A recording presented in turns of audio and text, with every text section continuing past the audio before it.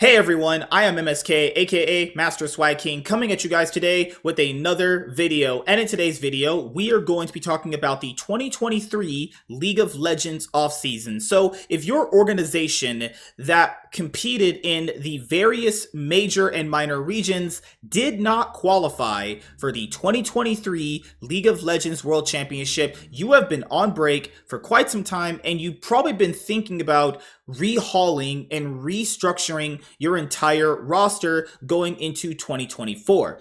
And even if you did qualify for the 2023 League of Legends World Championship and you did not actually qualify for the quarterfinals of the tournament, you are going to be rehauling and restructuring your roster. One of the League of Legends organizations competing in the LEC has been a massive topic of conversation as regarding their performance internationally, as well as their performance actually in the LEC. And that organization is Mad Lions. As you guys know, Mad Lions came into the LEC in 2020. Splice ended up getting rebranded to Mad Lions, which is owned by Overactive Media. And they made the 2020 League of Legends World Championship, where they ended up losing in the play-in stage to TCL, which was Turkey, which was a minor region at the time. Now that's just been absorbed into the ERLs. They actually lost to Supermassive. Then in 2021, that was the best year for Mad Lions. They won both splits, both spring and summer. A really close fashion with Rogue in spring. It was a nail-biting game where Rogue completely choked their chances of winning that best of 5, but nevertheless, Mad Lions ended up winning spring, going to MSI, finishing top 4. They even had a close series against Damwon at the time, and then in summer, they also won that split as well. They went to Worlds 2021 and even managed to make it to the quarterfinals, actually. So 2021 was the best year for Mad Lions. And then going into 2022, they obviously, had some major issues with their roster. I mean, players like Armut. I mean, they had brought over the mid laner Reeker, who was extremely bad. They brought up Unforgiven. They pretty much just failed in the spring split for the LEC 2022. Then in the LEC 2022 summer split, they chose to get rid of Reeker and they chose to just bring over Niski, who was on Fnatic previously. Fnatic let Niski go over to Mad Lions, and they did end up qualifying for the 2022 League of Legends World Championship, but they did not win a single best of 5 and managed to actually qualify for Worlds 2022. Then at Worlds 2022, they ended up ultimately getting 3-0'd from Evil Geniuses. And just keep that number in your mind. They went 0-3 against Evil Geniuses, who had just gotten Kaori not too long ago after Danny had to step down due to, Nicole's bullshit, right? So going into, 2023 with Mad Lions, they ended up replacing Armut with Chasey. They ended up actually reluctantly keeping El Yoya, and that's what I'm telling you guys right now. And I reported on this stuff last year. They didn't want to keep Niski and El Yoya. They actually wanted to get rid of them. And it just so happened the fact that the negotiations surrounding both their contracts didn't go through. Since they already had Niski for another year and El Yoya for another year, they just chose to keep them. Mad Lions were proposing of selling Niski to BDS, and they were also proposing selling El Yoya to Fnatic or G2 as well.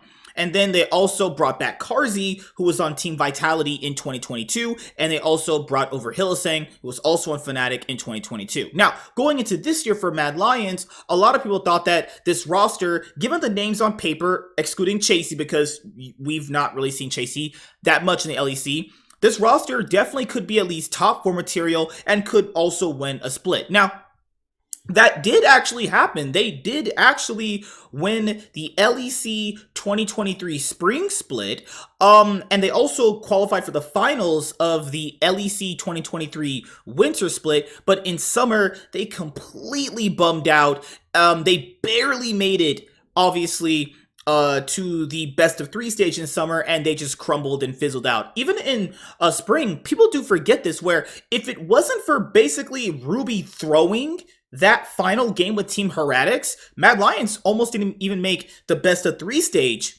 obviously, for spring. And they ended up losing the first best of 3 in the spring split in the LEC, and they made that miracle run throughout to get to the finals to eventually win the split. And they almost lost because Reckless just didn't decide to hit the Nexus, and Fnatic botched their game-ending play for Mad Lions, and Mad Lions ended up beating Fnatic, and they finally took down G2 in a best of 5. And you kind of thought to yourself, well, if G2 is the best team and they beat G2, then they're probably going to end up winning the split. So they beat G2, they beat Team Vitality, who ended up just massively choking, and then you ended up beating BDS in a pretty close best of 5, right? So then you have all those 3 splits, right? Then after that, you have them also qualifying for MSI 2023, where they also went 0-6. So this team is currently 0-9 internationally, right? Just from as an org itself, competing internationally. Now, that isn't all on these players, right? Because that would only really fall on Elyoya and Niski, right? But since they're the other guys there, they kind of have to absolve that too, which I think is unfair. But Mad Lions, as a League of Legends organization, is at that point currently 0-9. That's terrible, actually, right? They got completely destroyed by G2, even though they beat G2 in spring, and you got to kind of factor in G2 just had a bad day when they lost to them, and they also got completely clobbered by T1 in their best of 5, actually. Though game 1, they had a little bit of edge there, but they ultimately lost it because, well, their team just doesn't have any macro, and they're just abysmally terrible at playing League of Legends. So then they qualify for the 2023 League of Legends World Championship, and they lose to Cloud9, and the only win they actually have at that point is that, where they've ended up facing BDS the next day, because obviously it's randomized who you face. So at that point, when they lost to Cloud9, they were 0-10, actually. The only reason why they didn't go 0-11 is because they faced a team that they had previously beaten and faced all year. So at that point, they're 1-10. Then after that, they ended up losing to NRG. So that's 1-11. Then after that, they end up facing Weibo, and they lost 2-0 on that too. So this team went 1-13 from 2022 through 2023, just as an organization, with the combination of Niski and Elyoya. But that was just 3 games in 2022. They've lost quite the bit of games this year, an 8-game losing streak for this team. And altogether it'd be so 0-6 altogether from MSI and last Worlds, and then they obviously lost to Cloud9, Weibo. It's just disgusting for this team and how they perform, actually. So with that immense loss record, and everyone knew throughout the year they're not going to keep this team together. The play styles just do not match up, and it's just a combination of, if this could work, this would be a really dangerous team, but it had the other side effect of not working, because Hylissang as a player is very coin flippy. Carzzy did have a pretty good year, all things considered. Niski had his moments. Elyoya kind of just never really got it together, and Chasey was just kind of pretty much just a fraud. So after they bombed out of Worlds 2023, this information came out from Sheep Esports. And also later on in the video, there's a lot of news that came out, so I decided to just bundle it all together. There's another piece of information that I'm going to get to, but that's going to be its own video, right? So, sources. Mad Lions have allowed players and staff to explore options for 2024. This doesn't mean those members are out of the organization, but Mad off-season for next year can depend on some potential changes at a higher level. So even someone like Mac, who's been with the organization, and the other coaches that he's had throughout his tenure at Mad Lions, currently just for this year, are going to be over as well. So, I mean, nobody really thought this wasn't going to happen. Like, you saw the writing on the wall for this roster. The chemistry is just not there. The play styles don't match up. It's just a bad combination of players, and they definitely need to move on from a lot of these guys. So the next piece of information regarding Mad Lions is they will actually be getting a brand new bot lane. Bot laner Supa has reached a verbal agreement with Mad Lions to play in the LEC next year. he received interest from several LEC teams, but will finally join Alvaro. Both of them will discover the LEC next year. So yes, you read that right. Mad Lions is potentially getting rid of their best player, actually. And remember, Mad Lions is a Spanish organization, so I'm pretty sure they want their players on their roster to reflect that, right? Here was the other article part of it right here, and here is it. Earlier last week, Mad Lions were reported by Cheap Esports to have allowed the vast majority of their 2023 roster to explore options, indicating that the Spanish organization was aiming to make sweeping changes ahead into 2024. Per sources, Mad has just secured 2 of their starting players tonight by finalizing verbal agreements with former Movie Star Riders bot laner Supa and support Alvaro. As first reported by Alejandro Gomez, the organization has also reached agreements with Movie Star Riders head coach Melzek to join the organization in the LEC next year. With 3 members now locked in, Mad appears to be in the process of assembling a predominantly Spanish team for the upcoming year as they prepare for the 2024 season. As previously reported, the status of any remaining Mad members is currently unclear.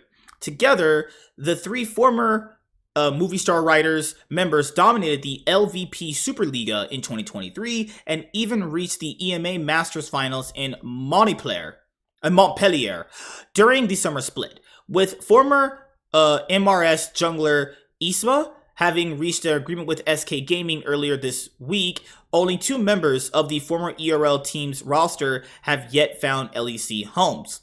Supa emerged as one of the most sought-after AD carry prospects of the 2024 season. According to sources, the Spanish player received a total of 3 LEC offers thanks to his impressive performance in the EU Masters under the banner of MRS. Having competed with support Alvaro since the summer of 2022 and worked with coach Melzet since 2019, Mad Lions proved to be the ideal destination for the Spanish rookie to continue his journey towards the pinnacle of competition in the EMA region.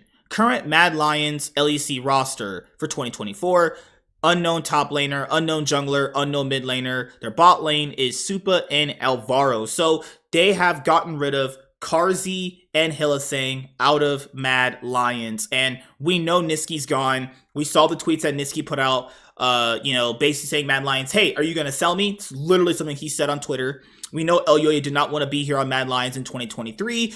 And obviously there's no reason to keep Chasey because that's just how you go winless again, or you fail internationally with Chasey. But then again, you also fail domestically with Chasey as well. So you just in general, you don't keep Chasey. He's just not good, right?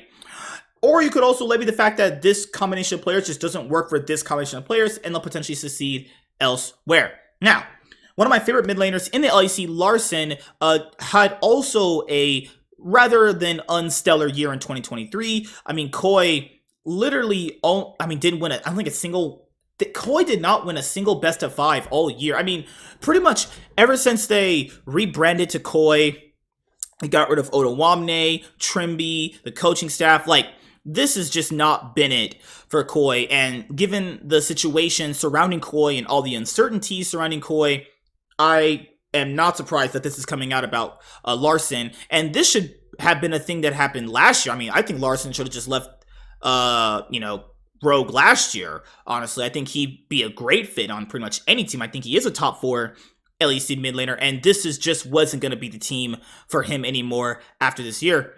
Mid laner Larson is exploring options on the market amidst Koi uncertainties in the LEC, as he should. Koi is looking like they are just going to be going downhill from here. I mean, it's just how you expect it, a team or an org who was rogue before always managed to choke when it mattered. They got it together when they needed to. And then after winning, not only did they rebrand, but they just chose to just demolish their whole roster from the inside out. So, I can't really say that I'm surprised, but yeah, I'm kind of interested to see where is Larson going to go. He's probably going to be that domino piece where wherever Larson ends up, is where things are actually going to start falling for some of the teams. So for people who don't know how the offseason works basically like if there's a really good prospect that's, not a part of a team that everyone wants, once that player finds a team, everything else just falls in place, right? So, Excel. Their bot laner Patrick renews his contract with Excel for 2 more years. So, Patrick's been on Excel for ever since they've been in, the LEC, actually. I still don't understand why he chooses to just be part of Excel. Maybe it's like they're offering him the best amount of money. Maybe he just doesn't get offers from other teams. If I'm this guy, I really wouldn't stay on Excel, given how bad this year was for them. But yeah, this is the fate he's just currently choosing, is to just stick here on Excel. All right, so let's go to some LCS news. So Armao, formerly known as Grig, who was, I think, vastly overrated in the LCS 2022 summer split. I mean, Jojo Pion really carried EG in summer of 2022 for the LCS, and Armao was just not going to be the guy. I mean, this guy was getting, like, outperformed by the backup jungler. I forgot the backup jungler's name. The guy who looked like he was sniffing the devil's lettuce or something. I forgot his name, honestly. And obviously we know that they're going to be getting rid of him. I mean, he's not good. I mean, Armao is not a good player. There's a reason why he wasn't on teams for quite a bit of time. And obviously it's this org out of all orgs who would actually take him. Jungler Armao has reached a verbal agreement with the Immortals in LCS. After having played for Evil Geniuses last year, Armao will join mid laner Mass, as we reported earlier. So yes, Immortals mid laner is someone named, a Korean named Mask. So yeah, Immortals is just probably just going for a really budget roster, and that's what I think most of the LCS is going to be doing. They're just going to be running a bunch of budget rosters at league minimum to just basically just profit and then just do that. Because let's be honest here, orgs like IMT and Dig aren't going to be going to Worlds anytime soon. Well, IMT did go to Worlds all the way back in 2017, but like obviously a lot has changed with that org since then. So yeah, you might as well just potentially compete and pull off some upsets. That's really all you can do. All right, next piece of news is Jensen is leaving Dignitas. So as you guys know, I love Jensen, great player, talked to him, met him, took a picture with Jensen, love Jensen a lot, really great mid laner, I think, but this year for 2023 was not it for Jensen. I mean, his gameplay just wasn't there. He actually was quite bad, all things considered, but people have to realize this. He was the only reason why Dig was even in games for the most part. So teams knew if they just focused Jensen, they could just easily defeat Dig. And after Dig lost to, I forgot who they lost to. I think they beat like 100 Thieves or something. No, Dig beat TSM. They shouldn't really have beaten TSM, honestly. But Dig ended up faltering out of the playoffs. I forgot which team beat them, honestly. It's Dignitas. I kind of just forget everything based around this org in general. You knew they were going to rehaul their roster in general, and you knew Jensen was not staying after how badly 2023 went for Dignitas.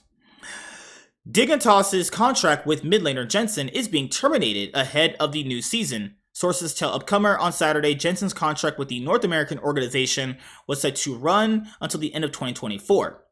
Dignitas experienced a difficult year in the League of Legends Championship Series, LCS. Despite improving from a 10th place finish in the spring split to a 7th place finish in summer split, these results fell short of the standards Jensen had come to expect over the years. Yeah, people forget, like, Dignitas was so bad. They were like 0-9 at a certain point. They only had gotten one win out of like Evil Geniuses in some like crazy in an upset fashion, right? But then after that, they lost to FlyQuest, and then their season was over. Like, Dig was just terrible this entire year. There's really no ifs, ands, ors, or buts. Rehaul this whole roster. I don't expect much from them, but it is what it is, right?